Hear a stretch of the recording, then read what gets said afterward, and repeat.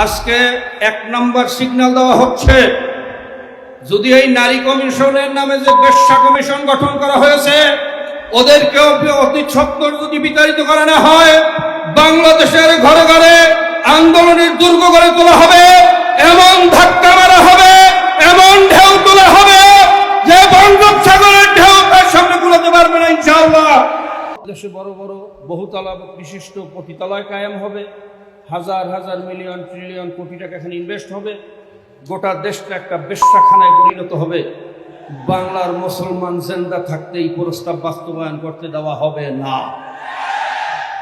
আমি পরিষ্কারভাবে বলতে চাই, যেই ফেসিবাদ দানবীয় কন্যা লেডি ফেরাউনের আমলে যেই প্রস্তাব দিতে সাহস পায় নাই, বর্তমানে এই শহীদের রক্তের বিনিময়ে যে অন্তর্বর্তীকালীন সরকার আছে তার আমলে এই প্রস্তাব দিতে সাহস কিভাবে পেয়েছে আমরা এটা জানতে চাই। আমরা ইউনূস সরকারকে বলতে চাই, আপনার দুর্বলতা কোথায় আমরা জানি আপনাকে কোন জায়গায় ধাক্কা দিতে হবে, কিন্তু আমরা ময়দানে নামছি না একটাই কারণ আমরা ময়দানে নামলে বিদেশি শক্তিগুলো সুযোগ পাবে, ফেসিবাদের দোসররা এদেশে অরাজকতা করার সুযোগ পাবে। এই জন্য আমরা এখনো ময়দানে নামি নাই। আজকে এক নম্বর সিগন্যাল দেওয়া হচ্ছে, যদি এই নারী কমিশনের নামে যে বেশ্যা কমিশন গঠন করা হয়েছে ওদেরকেও অতি সত্বর যদি বিতাড়িত করা না হয়, বাংলাদেশের ঘরে ঘরে আন্দোলনের দুর্গ গড়ে তোলা হবে, এমন ধাক্কা মারা হবে, এমন ঢেউ তোলা হবে যে বঙ্গোপসাগরের ঢেউ তার সামনে কুলাতে পারবে না ইনশাআল্লাহ।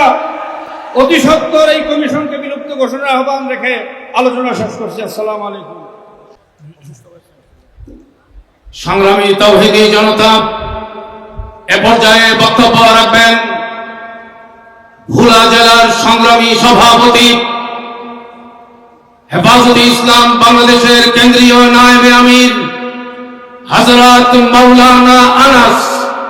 অসুস্থতা সত্ত্বেও হযরত আজকের এই মহাসমাবেশে যোগদান করবার জন্য তশরিফ এনেছেন।